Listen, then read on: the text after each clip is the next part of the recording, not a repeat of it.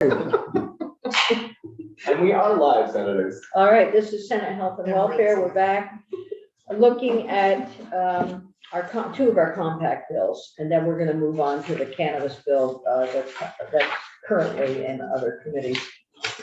So, Amber, thank you for being here on H77. Why don't you take us forward? We had a proposal amendment, I think, on that bill. Yes, so H77, you recall, is the physical therapist licensure compact. And there was discussion at during the last time the committee reviewed this bill. You heard testimony from the Office of Professional Regulation, specifically about their ability to do the required background checks for this compact. And they had noted that the language that's in the bill currently, as it came over from the House, specifies physical therapists, but did not specify physical therapist assistants, which are also included in the compact. So they requested that section, that background section, be amended to include physical therapist assistants. They can do the required background checks. So we have an amendment. So we're doing the bill first or the amendment? Well, we've been through the bill. Okay. So we can do the high level if you'd like. Nope. But, okay.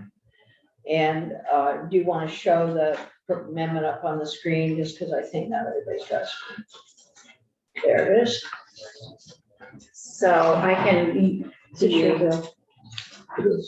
instances of amendment are a little hard to read on their own. So I will flip over to, so this is looking at section 2 of the bill, which amends Title 3, section 123J1, which is the section that states that the office, in this case, the Office of Professional Regulation, may inquire into the criminal background histories of applicants for initial licensure and for license renewal of any office issued credential, including a license, certification, registration, or specialty designation for the following professions. And then subdivision E, which you see noted in here, currently says physical therapist licensed under 26 VSA chapter 38. And so with this amendment, it would read E, physical therapists and physical therapist assistants licensed under 26 VSA chapter 38. Okay. Everybody good with that? Yes. Okay. All right, now, questions on the whole bill, the physical therapy bill, as we have reviewed it and discussion. Seems good to me. Okay, is there a willingness to have a proposal amendment on the bill? Yes, I will move to amend the bill, H77, H77. physical therapy. Yeah, we got it. Was there a second on that? Sure. Yeah, we got two. We got 7 weeks instead of the hard. Wow, okay. Take 7 That's weeks as a popular. reporters. Okay, so this is, okay, this is the amendment. Great, so are we ready to, is there any discussion? Seeing none, we shall move to a vote. Senator Gulick votes yes. Senator Hardy. Yes. Senator Williams. Yes. Chair Lyons. Yes. Vice Chair Weeks. Okay, vote on the amendment is 5-0-0 in committee. Now we shall vote on the actual bill, 77. Well, first we need a motion, right? Who would like to make a motion? I'll move. Senator So Weeks and Senator Gulick will second. So vote on H77 To send it to the full Senate for consideration. to send it to the full Senate for consideration. Senator Gulick votes yes. Senator Hardy. Yes. Senator Williams. Yes. Yes. Oh, I went out of turn. Sorry, Vice Chair Weeks Yes. and Chair Lyons. Yes. Sometimes I don't go in the right order. Vote in committee 5-0-0. Wonderful. All right, and the reporter is, Senator Weeks. okay, good job. So we would go on notice essentially Tomorrow. tomorrow for Tuesday. Or Tuesday. I'll be ready. So you better be ready on It's Tuesday. somewhere in our testimony, and I have the description of the counseling compact, but at the counseling compact, we don't have up yet, but there is, I know that when you had talked about having all we'll get to the next bill in a second, but you had talked about when the first compact is reported, having an overview of what a compact is. Do you feel comfortable doing Yeah, I that? can do that. Okay, and then that'll serve for any other compact that we pass out. Okay. Do you have a cheat sheet there? I only have the cheat sheet for H62, which, and we I can, mean, as far as what a compact, yeah, we can get you something. I mean, I can just research. Well, it'll be on our webpage from the folks who have testified. I'll look and see what we have, and then maybe we can just put our heads together with something. And Nolan, do you Keep have, it simple. Yeah, keep it simple. fiscal notes on our, You didn't make any changes, right? we made one change to the physical therapy bill, but it was to include the physical therapist assistance on the background check section. It was an omission. No, That this was, one hasn't changed, no. and then I sent this now, it's an updated sort of summary of all of them. Oh, okay, so you have that now.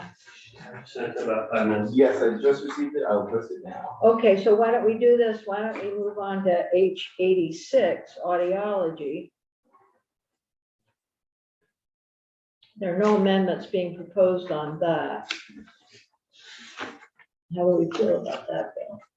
You want to remind us? I feel great about it. Sure, so H86 proposes that Vermont adopt the audiology and speech language pathology interstate compact. Structurally, it is very similar to H77. It also has similar background check authorization language for the Office of Professional Regulation. And it also amends the fees that the Office of Professional Regulation would collect, licensure fees for licensees who are participating under the compact and exercising their privilege to practice in Vermont. Okay. And so what I'm thinking is that, I'll say that later, but discussion on that. I have a quick question, Yeah. and I hope this doesn't open up a can of worms, but Oh, no. putting on my education committee hat. Uh-oh, okay. This does not apply to school speech and language pathologists, correct? This just concerns the ability of one of these professionals to be licensed in Vermont, just and practice in Vermont. So it does not change the current process for how schools may use those professionals. All right, that's, yep, It's got only it. 41 pages. Thank you. There's just such a shortage. It just it popped into my mind, and we had been talking about it yesterday, so. Okay. Okay. Now, schools would still go out and hire someone, and if they found someone who's from another state who's got a compact license, they might want to hire that person in the interim or permanent. Gotcha. Okay, thank you. So. Can we make a motion? If someone would like to make a motion, I'd entertain that. Or Well- clerk would. I'll make a motion that H86, related to Vermont's adoption of the audiology and speech language pathology interstate compact, be voted on for To send to the full. sense of the full Senate. I'll second. Wonderful.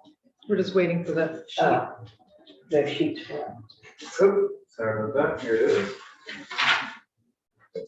Thank you. So H86, Senator Hewlett, yes. Senator Hardy, Yes. Senator Williams. Yes. Vice Chair Weeks. Yes. And Chair Lyons. Yes, Great. 500 in committee on H86. Brought to the full Senate. and the reporter of Order that, is, Senator Williams. Yes. Should we look at the fiscal note together briefly and You want to summarize the memo of all of them, or you want the? summarize memo of all of them? I think, Sure. At this point, Yeah, fine. do we have copies of that? No, but it's posted under Nolan's name on the As posted, website. okay, no, it's not here. Switch places. And I printed one out and then I left it on the printer, so it's been waiting Oh. for me when I get there. Well, can you throw it up on the screen? Sure, I mean, Alex wants to, or I'm not zoomed in, so. Alex, can you throw it up on? I can, yeah. When will this be recorded? So if you take it upstairs today, it'll be on the notice calendar tomorrow. And then you would report it on Tuesday. Unless it gets sent to finance, it might go to finance. Oh, these both will go to finance. You're Well, right, thank all you. the compacts went the way it means, so. Yeah, so it won't be back up until finance is done I got as time. early as Wednesday or I Thursday. have time. Yeah, you got- You'll have a little time.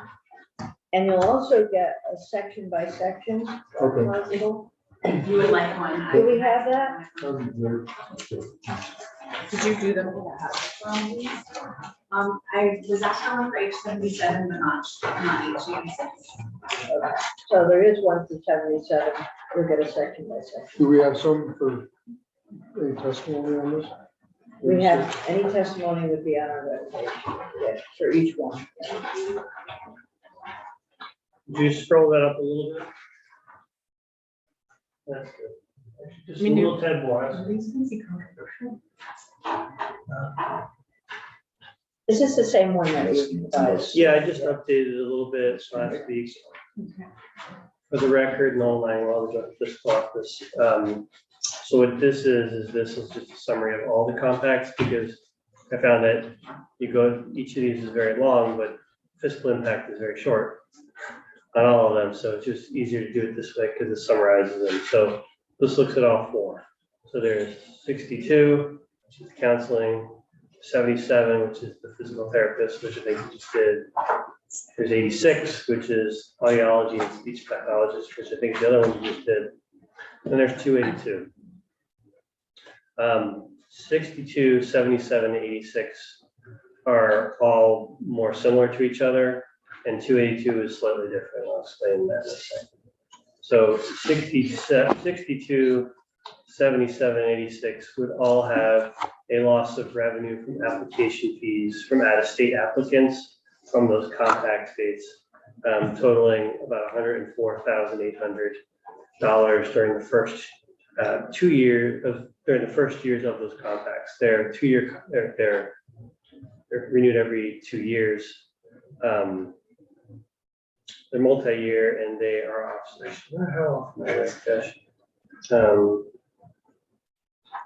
licenses, I believe, licenses are done at 2 years at a time, and they're staggering, so they're different times, different years.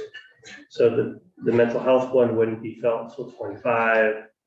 The physical therapists wouldn't be felt till 24, and the audiologists also wouldn't be done till 24. Oh yeah, the some are odd years, some are even years. I put that on there. So what you have there is an estimate of how many out-of-state applicants would be affected for each of those. This is all estimates. And so what has been done, I think that it started in the way to meet, is that they instituted the privilege fee. This is the fee that states can charge as the applicant through the compact. So it helps offset some of the loss of revenue from the fee. The fee is $50 in these bills. How they derived $50 was they looked at what some other states were doing, and where is it? They ranged from a low of like $0 for Arizona and South Carolina to as high as $150 in Mississippi. So the median was $50. So that's how they came to $50. The psychology interjurisdictional compacts or the SIPAC, as it's often called, which is 282, is different because it doesn't allow privilege fees the way it's written. As a matter of fact, so we wouldn't receive any revenue from this. As a matter of fact, we have to pay the SIPAC money. So instead of us being able to charge people money, we have to actually pay the SIPAC $10 per $10 fee per licensee who claims that member of the state. So if they're say, oh, from Vermont and they join the compact would charge us $10 for that member. So we estimate though that's pretty small, probably be around $1,000 per year once it comes to effect. And then I just sort of, in the end, I just sort of flag again the whole OPR issue about them being low on money and resources, and I think that is being addressed in other committees. Senator Hardy might be able to. Yeah, finance will definitely look at that. The appropriations may have something to say about it as well. So yes, there are fiscal notes for each of the individual compacts as passed the House. If you're not making any adjustments, you can just use the same fiscal note. They're probably under my name on Senate Health and Welfare website. I'm happy to work with any of you as you want to do your floor prep. And I also think that this particular memo I found particularly useful, and I know others, the appropriations committee did too, and the Ways and Means committee did on the other side, because I was able to help them look at it in totality versus like, wait, didn't we just do 3 others? I can see it, it's all on one page. Yeah, but Since I lead in the compact bills, do you want me to pass out this fiscal note? As my bill gets prepared and then it's essentially referenced by those that follow? so we can talk about that, but the fiscal note will be most informative for the finance committee, for them to make any recommendation. And then you can have it in reserve if someone begins to ask questions, but the finance committee will make its recommendation to the full Senate using that information. I think you're probably going to be more interested in explaining the totality and then the bill specifically. And then should I anticipate that the finance committee will have their input, and would government operations have an input on the bill? Is that? I don't know if GovOps is gonna take a look. You guys can take a look. I don't think GovOps will look at the compact bills. Yeah, I don't think they will. We have done a miscellaneous OPR bill and addressed some of the issues related to fees and the loss of revenue for OPR in that bill. Okay. So, but I don't think we'll take the compacts there's so little you can change in the compacts. I think having this committee go through them is sufficient. Good.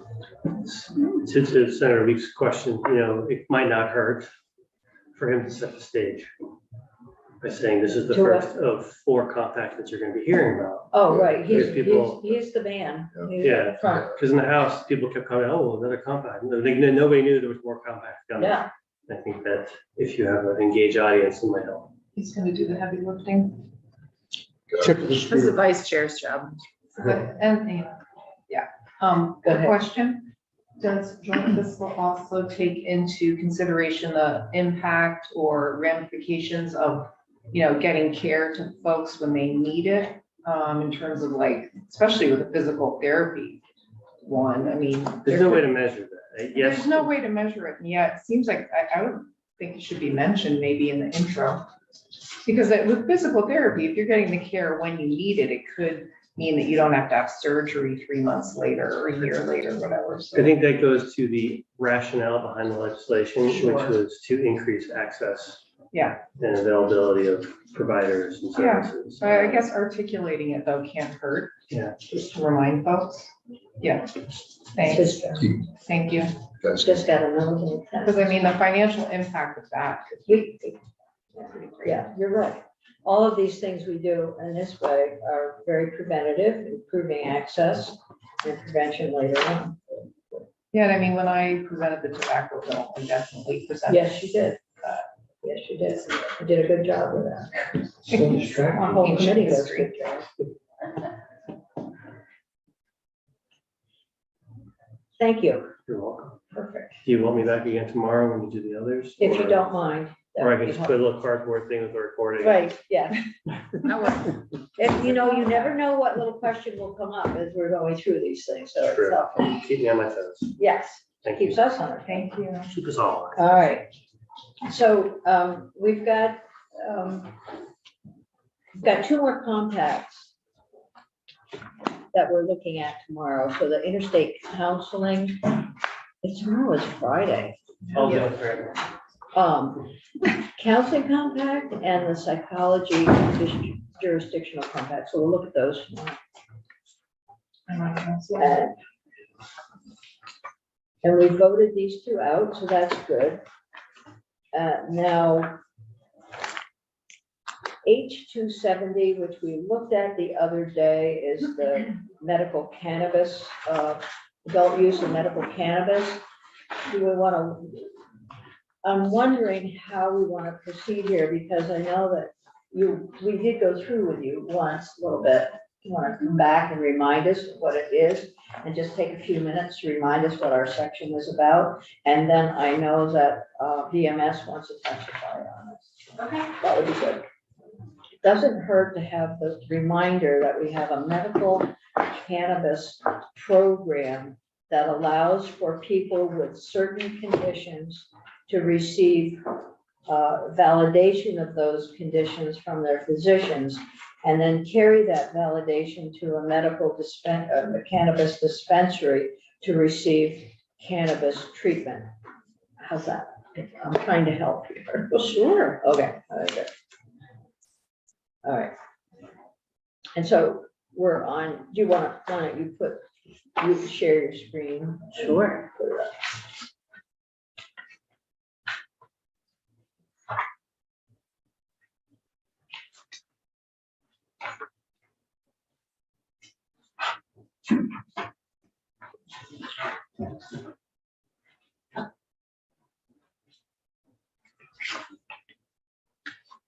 So did you want me to go, so for the record, Michelle Childs, Office of Legislative Counsel, and the last time I was here talking about this bill, I walked you through section 13, and then also I showed you an amendment that I had started for you that included some recommendations from AHS, and then Bren also talked about those, and so did you want me to go over section 13 as it came over from the House, go over that again? And Very briefly, just remind us what's there, and then we'll look at the amendment, or is the amendment integral to, I don't remember. it has to do Yeah. I know. with section 13. Let's do 13 and then very briefly. You don't have to do the big walkthrough that you did earlier.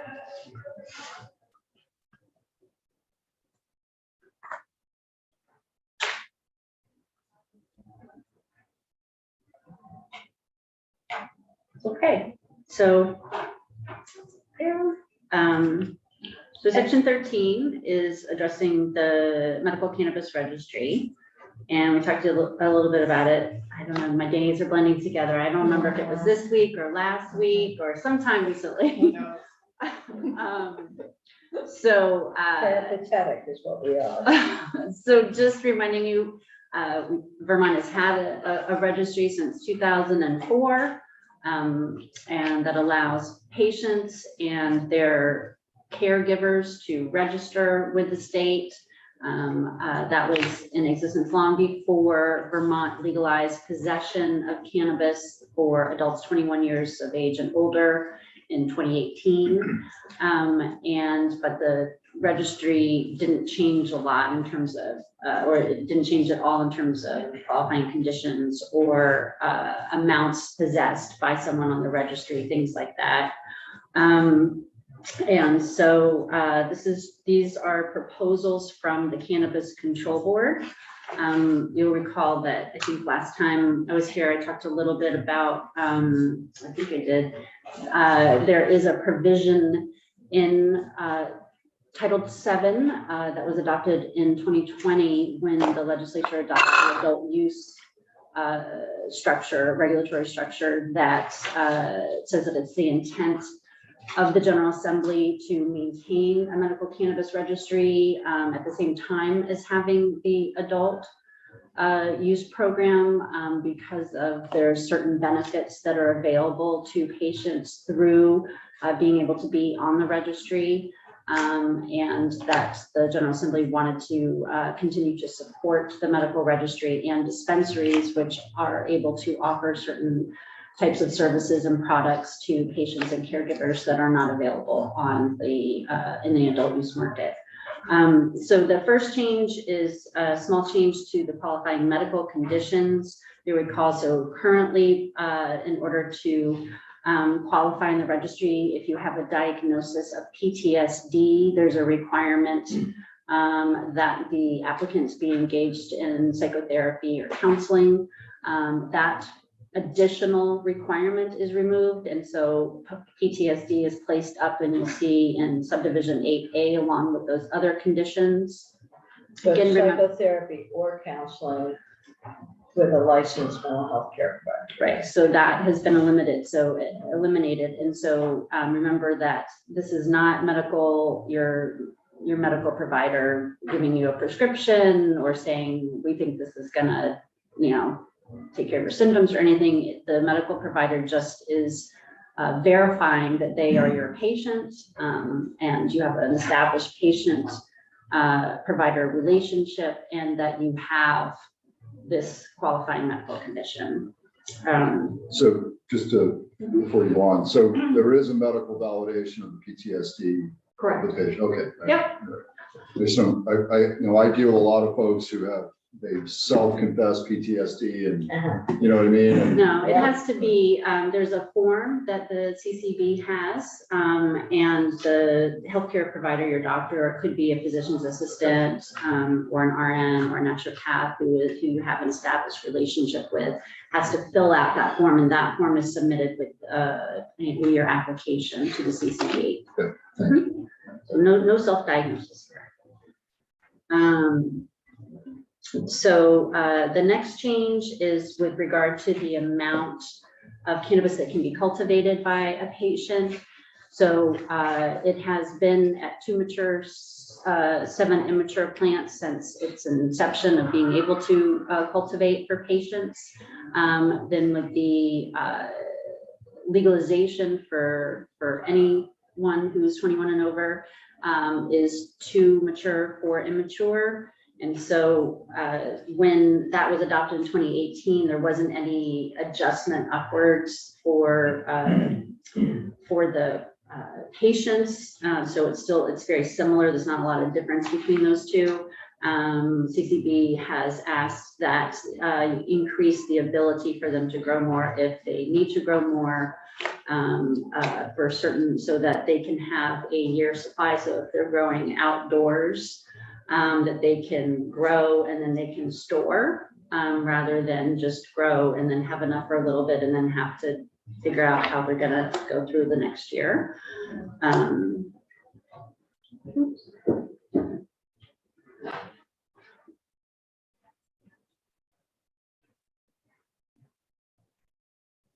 Caregivers, You can do that pretty generally. so 15, this is just changing it right now. Caregivers have to have a fingerprint supported NCIC background check. This is just changing it so it's a name, date of birth, Vermont check, and also a check of the 2 protection registries. And then that's related to what you have in the amendment that was requested by AHS. Just again, kind of technical stuff in the amendment. There's also a provision in here that would allow on page 16 that a caregiver could serve 2 patients instead of 1, which is the current rule. On registration fees, right now, you have to renew annually and pay a $50 fee every year. And the proposal from the board is that if you are someone with kind of an intractable condition like MS or something, that you shouldn't need to have to go back every year and do that and pay that fee. But it would still keep that annual renewal and fee for folks with chronic pain.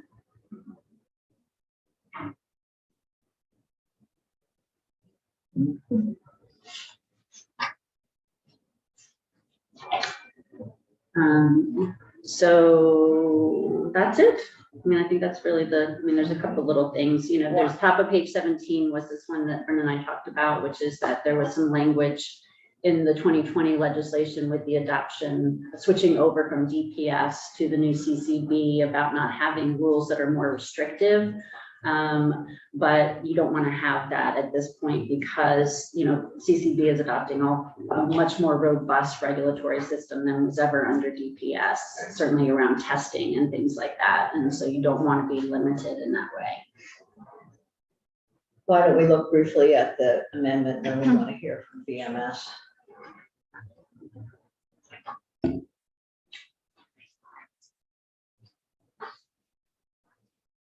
Okay, so the amendment is, so the first instance of amendment, AHS had asked that there be a tweak to language clarifying that Medicaid funds are not to be used to support the caregiver in cultivating cannabis on behalf of a patient. And you know what, I think I might have to look at this. I think maybe I'm missing one little piece that I thought was in there earlier, but I'll take a look. So just curiosity, how's the caregiver reimbursed for his or her effort in the cultivation? I mean, there's nothing provided in the law that might, you know, There's no value, there's no intrinsic value associated with it. Could be somebody hired or could be somebody not. Volunteer. Right. the law doesn't address it. But they're on the register. Yes, they're required to be on the registry. Yeah. Because they're the proxy for the patient, so it's not like, so, you know, if the patient is entitled to growth 2, mature, 7, immature, they're essentially transferring that ability for the caregiver to do it. It wouldn't be that the caregiver gets to have the 2-7 and the patient gets to have the 2-7. Second instance of amendment is amending the disclosure of registry records for the Child Protection Registry. And this is just a list of folks in current law who can have access to information from the Child Protection Registry that's held by DCF. And this is just adding the CCB so that they can be checking when the caregiver applies to make sure that that person is not on that registry. And then the same change is made to the registry kept by Dale for vulnerable adults. So just allowing the CCB to be able to check with Dale. So both registries. Yep. Okay. And then section 14C is that striking out, there's just like I talked about, that language that was struck in the registry language about nothing being more restrictive than the old DPS rules. It's the same. This is a provision that relates to dispensaries, and it's the same thing. Again, you want to give them the flexibility to adopt that.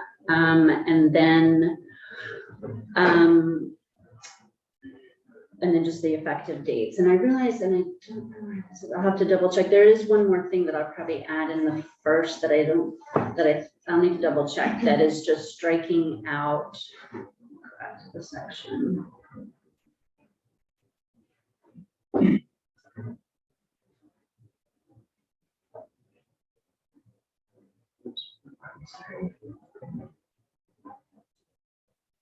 I'll tell you what, why don't you look for that and we'll have Jill come up. Actually, I have Oh, it you right there. found If I it? can Okay, do good. that, it'll just take a minute. There's no requirement to have this stuff locked up, so kids can't get access to What are the rules regarding security around cannabis at a patient's home? It's the same as if I possess cannabis, or any person, you have to, when you're growing it, there's certain rules around, you have to have it kind of screened from public view and make attempts at it not being accessible to people who aren't allowed to have it. But there aren't requires that it be like it, locked up. locked up like guns or Oh. things like that.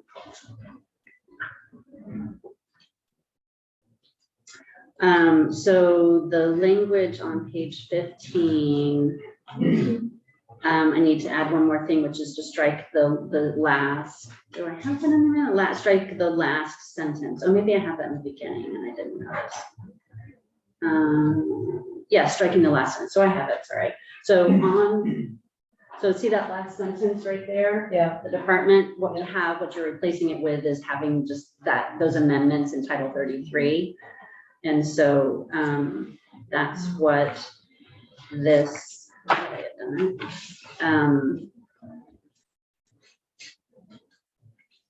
so in that first instance, so by striking out the last sentence, so that's what I did there. So That's not already in there.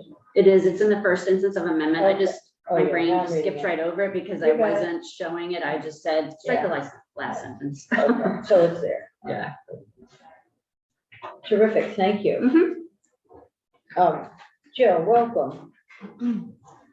Hi, Jill Sudhoff Guerin for the Vermont Medical Society. Thanks for having me. I did submit our testimony We have it. on this, and we do have some concerns. We definitely feel like the medical program right now in juxtaposition with the recreational program is in a state of flux, it seems like, and it seems like this bill, as originally proposed, was trying to help them stay relevant by expanding the qualifying conditions. And so we're happy with the outcome so far. We don't support the removal of the mental health treatment provider for PTSD patients that are using cannabis or on the medical cannabis registry. And it's really just because we believe that this should be evidence-based, specifically because we have more access. In 2004, when the program for symptom relief was created, it was really about public and discreet access for people that were suffering from chronic conditions that wanted to have this symptom relief. And like Michelle said, it's not a prescription, it's really the patient saying, I have these symptoms, I'm looking for relief, what can I do? And that they're really making that choice of choosing this because the physician is just saying, you have this condition. And at that time, there really wasn't a lot of evidence because it is a Schedule I drug. And so you didn't have a body of evidence to draw on. You didn't have your physician with the ability to prescribe because they're not allowed to do that. And so really it puts the patient in the position of having to say, okay, what do we know about this? How is this going to interact with my condition? What are the other medications that I'm taking that might be impacted by cannabis? And it puts them in the driver's seat. And so we're really saying, keeping the medical program as evidence-based as possible is more important right now because Vermonters don't have the access issue that they had before. You can grow your own. And this bill, they're saying, you know, you could grow more for this program, or you can grow your own even without a medical card. And you can go into the recreational shops. So it's no longer the issue. And so we actually think that keeping those lines clear so that people that are really looking for symptom relief for chronic conditions can rely on that, and that physicians can rely on that evidence too. And I did send to the committee, it's from 2019, but it's the Vermont Academic Detailing Program on cannabinoids. And it's really good because it does really look at what the evidence is and where that interaction. The other piece of this is, like Michelle said, the medical programs can provide products that are not on the recreational market. And those include high potency products that are over 60% THC potency. And that is extremely high. And we're actually getting more evidence about the impact to health and mental health from super high potency products like that. And so again, not blurring those lines to us seems really important.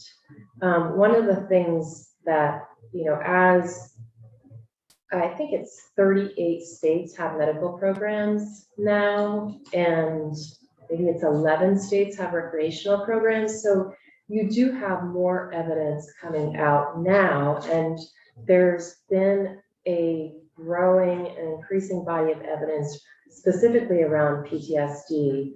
And we do know that PTSD is a very treatable condition with mental health treatment.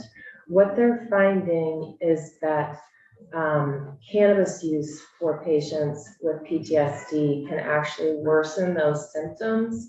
And so that has caused organizations like the American Psychiatric Association in 2019, they adopted a policy opposed to using cannabis for PTSD. So I think we need to just think about this change in the context of if somebody's on the registry, they're not using cannabis for treatment. So to us, it seems like mental health treatment is still important. Understanding that the House did not support our position. The other thing that has not come up in this discussion, and I don't know if you're taking this up, but we don't support increasing the single cannabis product size. So right now, each package of an edible or flower, I believe, has to be under 50 milligrams. This bill would increase that to 100 milligrams, and that's. Which section is Yeah, that? I was gonna ask That's that. in an earlier section. It does not increase the amount that a person can purchase or possess or anything. It just means that it doesn't have to be in as many packages. There's language and statute that directs the Cannabis Control Okay. Board to consider packaging and waste and plastics and all of those things. And so CCB had asked for the ability to not have such a small number in there, because the way that the packaging is working is that there's only a little bit in there. So people, if they're allowed to buy a certain amount, they wind up buying just more packaging to have the same amount. So there's no change in the threshold in terms of what can be purchased. Okay, For us, it's the accidental ingestion specifically for kids under the age of 6. And so this is in my testimony, but a 2021 American Academy of Pediatrics study reported an increase of cases for kids under the age of 6 accidentally ingesting cannabis. It's up by, this is a crazy number, but 1,375% between 2017 and 2021. And even in Vermont, there, January 11th, there was a report, CAX, and I've got this linked in my testimony. And so we're just saying that if you're going to increase the package, like anything, if a kid gets into it, they're more likely to eat the whole thing.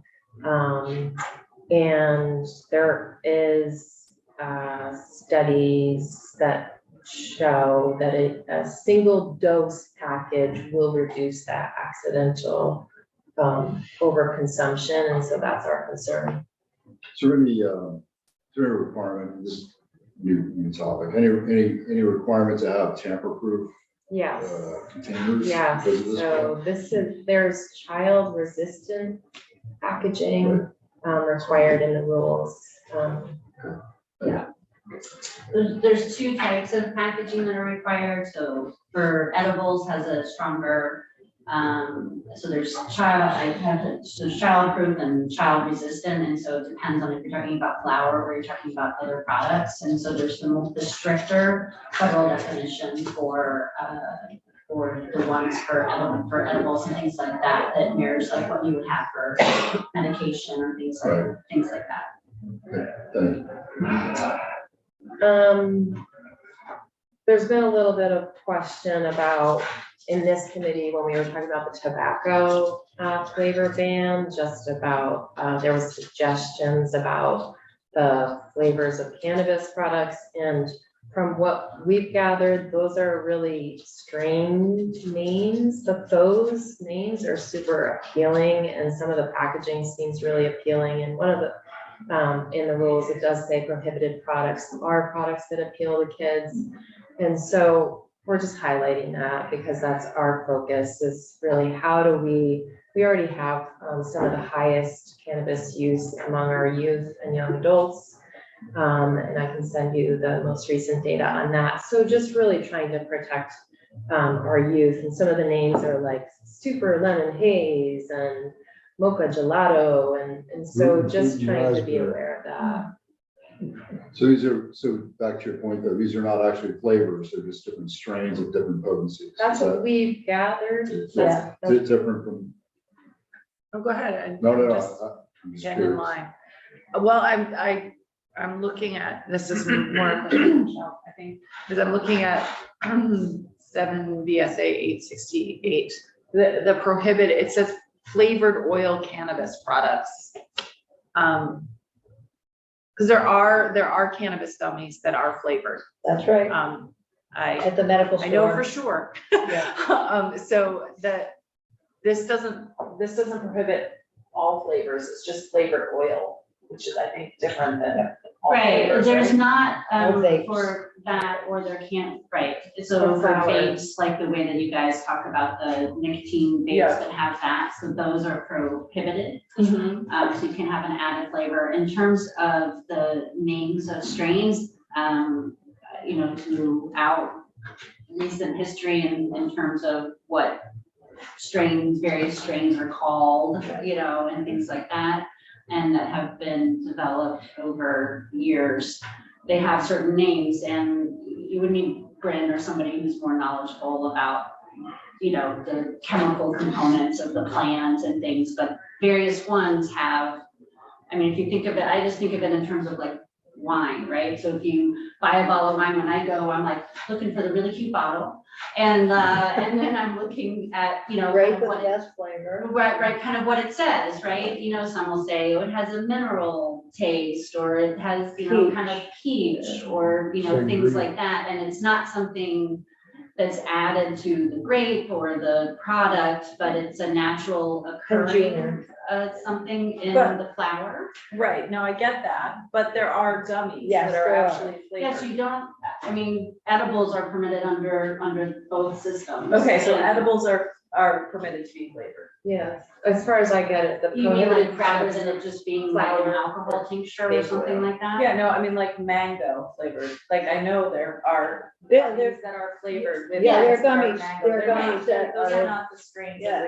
of the No, cannabis. that's a the totally flavor. different thing. I mean, and the legislature made the choice in 2020 when they did the adult use, and then it's never been an issue around, it's never been Never brought up. restricted in the medical program in Okay. terms of, because the medical program has always had edibles in terms of, you know, people, especially people with nausea and take it for different things, so it might be in a baked cookie, or it might be in something like that. And so their edibles are permitted under both systems, and there are requirements in the law that things cannot be, and I'd have to look at the exact phrasing, but developed in a way that is made particularly to kind of target children, so that you can't have things that look like a gummy bear.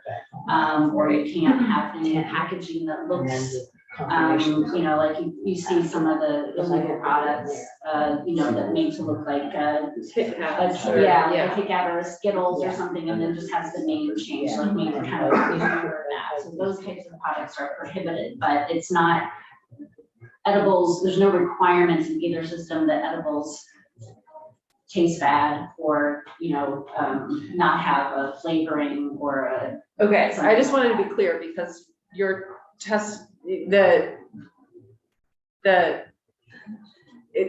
flavoring is permitted, that under the law. In edibles? In edibles, Yes. yes, okay. But no vapes.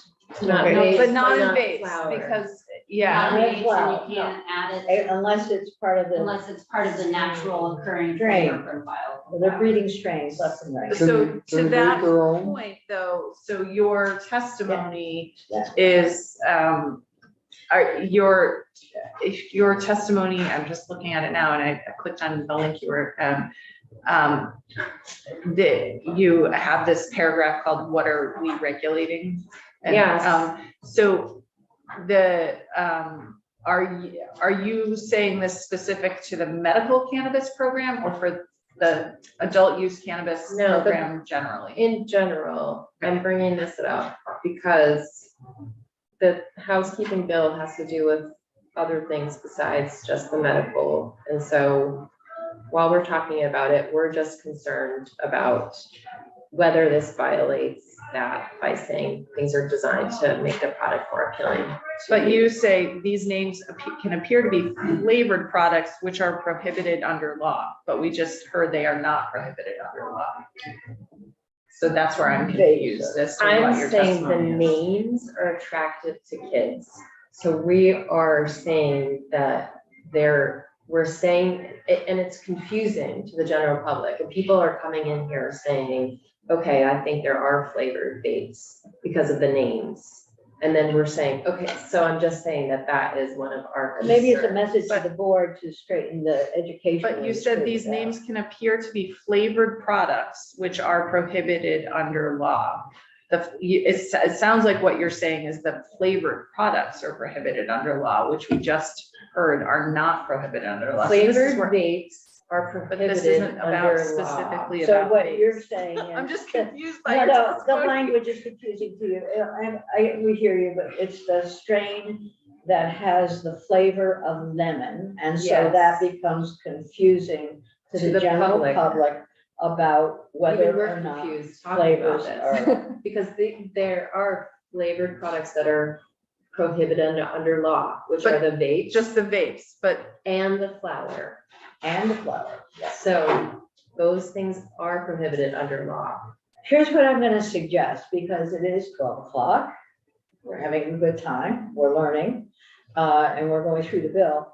So what I'm gonna do is I'm gonna put this back on the agenda tomorrow morning at 10 o'clock.